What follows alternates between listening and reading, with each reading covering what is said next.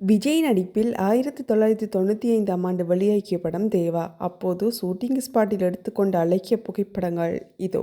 இப்படத்தை இயக்கியவர் சந்திரசேகர், கதாநாயகி சுவாதி, இசை தேவா. இப்படத்தில் விஜய் ஒரு நேர்மையான இளைஞனாக நடித்திருக்கிறார். இப்படம் 100 நாட்கள் ஓடியது. மொத்த வசூல் 3,50,00,000.